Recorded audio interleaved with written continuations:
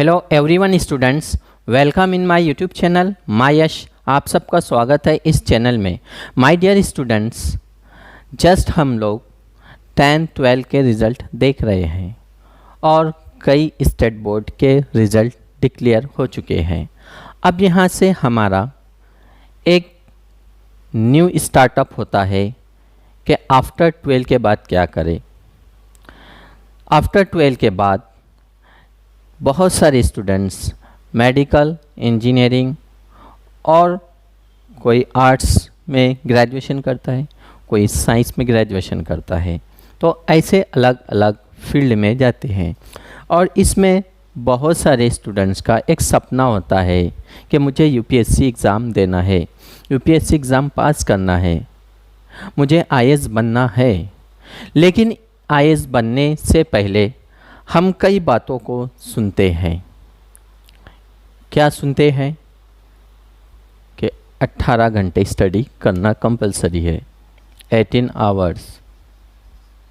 Okay, then इसका syllabus बहुत vast है, देन ये बहुत टफ एग्ज़ाम है, हार्ड एग्ज़ाम है।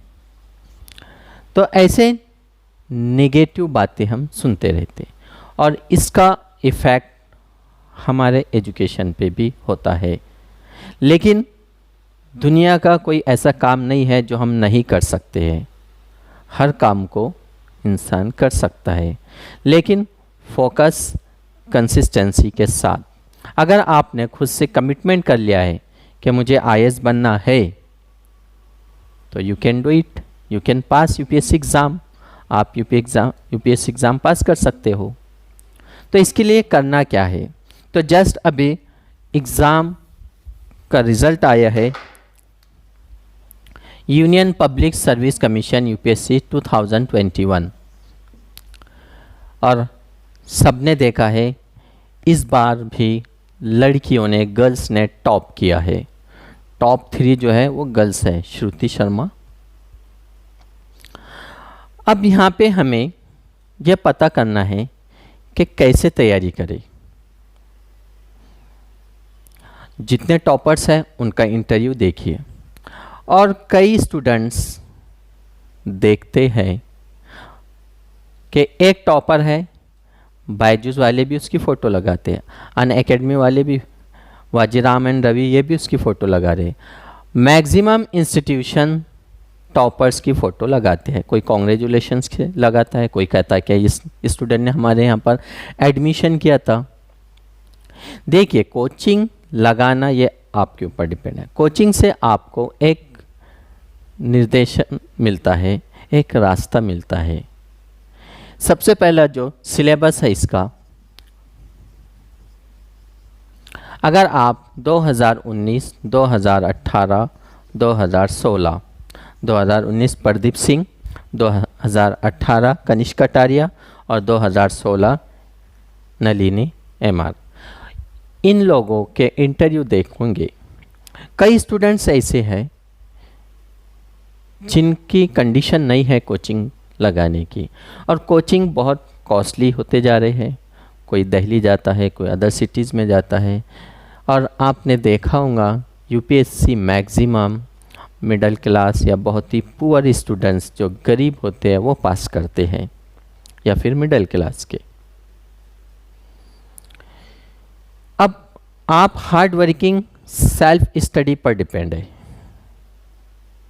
यूपीएससी अगर आपको पास करना है तो जितना ज़्यादा स्टडी करोगे, और स्टडी कैसी करना है आपको, सिर्फ रटना नहीं है, सिर्फ पढ़ना नहीं है, उसके ऊपर एनालाइज करना है। पता होना चाहिए व्हाट टू रीड, क्या पढ़ रहे हैं आप, और कैसे पढ़ रहे हैं, हाउ टू रीड।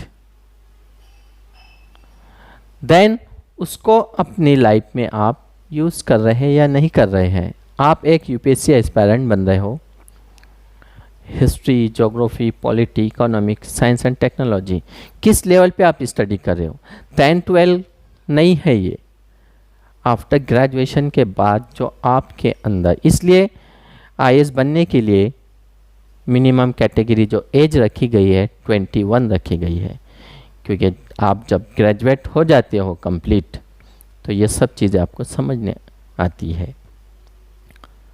तो इसलिए जिन स्टूडेंट्स की कंडीशन नहीं है बड़े बड़े कोचिंग सेंटर पे जाने की, फीस पे करने की, तो ऐसे बहुत सारे चैनल्स हैं जो प्रोवाइड करते हैं आपको स्टडी मटेरियल, या फिर आप सेल्फ स्टडी जो एनसीईआरटी है, रेफरेंस बुक है और स्टडी मटेरियल वो प्रोवाइड करते हैं, या खुद आप अपनी नोट्स क्रिएट कर सकते हो।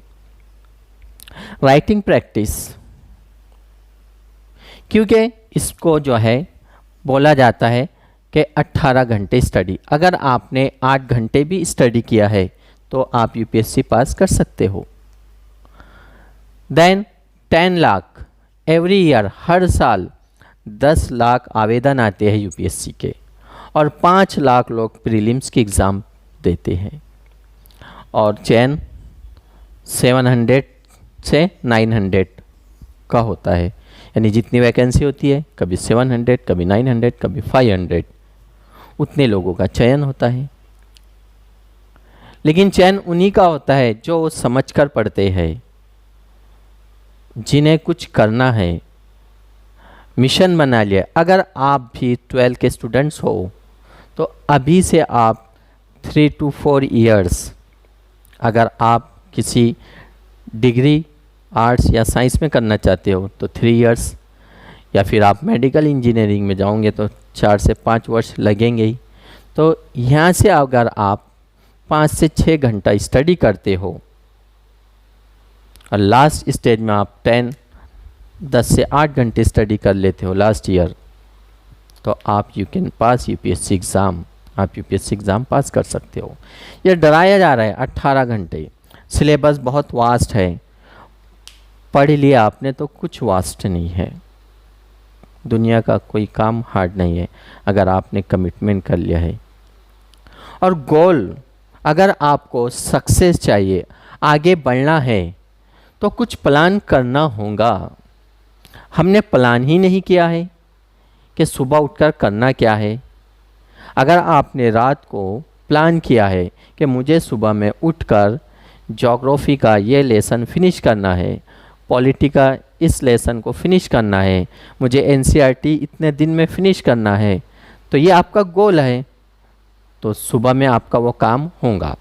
अब रात में आपने कोई टाइम टेबल मैनेज नहीं किया, कुछ प्लान नहीं किया, सुबह उठ के न्यूज़पेपर पढ़ना है, मैगज़ीन पढ़ना है, आपको कुछ प्लान नहीं किया, फिर कैसे आपकी स्टडी होंगी। फिर हम देखते हैं रिज़ल्ट जब आता है तो प्रीलिम्स, जीएस निकला है तो सीसेट नहीं, सीसेट पास हो जाते हैं, क्वालिफाई पेपर है तो जीएस नहीं निकलता है, प्रीलिम्स निकल जाता है तो मेंस के पेपर नहीं निकलते, मेंस में 4 जीएस निकलते तो ऑप्शनल सब्जेक्ट क्लियर नहीं होता। यानी कहीं ना कहीं हम मिस्टेक कर रहे हैं, तो इन मिस्टेक, इन गलतियों को समझना होगा।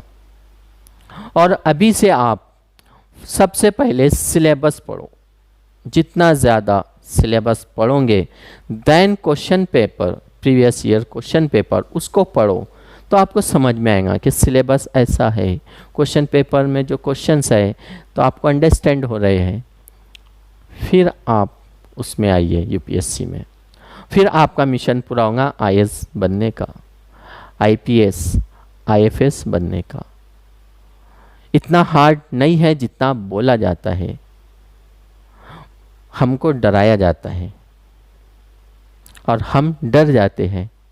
कोई फ्रेंड स्टडी करता है, स्टार्ट करता है कि मुझे आईएएस बनना है, मैं आईएएस बनना चाहता हूँ, सबसे पहले उसके फ्रेंड्स, अरे यार तू आईएएस नहीं बनेगा, तू आईएएस नहीं बनेगी। क्यों? बहुत पढ़ना होता है, 18 से 19 घंटे स्टडी करना है, सिलेबस तो इतना वास्ट है, बहुत ज़्यादा। तो फिर हम घबरा जाते हैं, डर जाते हैं, अरे हाँ यार उसने भी प्रिपरेशन किया 2-3 वर्ष। और आपको कौन बोल रहा है? जिन्होंने पास नहीं किया है, जिन्होंने एक अटेम्प्ट नहीं दिया, वो लोग बोल रहे हैं आपको, और आप उनकी बात को फॉलो कर रहे हैं। आप किसी आईएएस ऑफिसर के पास जाओ, किसी आईपीएस ऑफिसर के पास जाओ, जो अभी पास हुए हैं उनके इंटरव्यू देखो, उनसे मिलो कि कैसे यूपीएससी एग्ज़ाम पास होती है। अगर आपको आईएएस बनना है, कलेक्टर कमिश्नर बनना है, तो ये सपना पूरा होगा।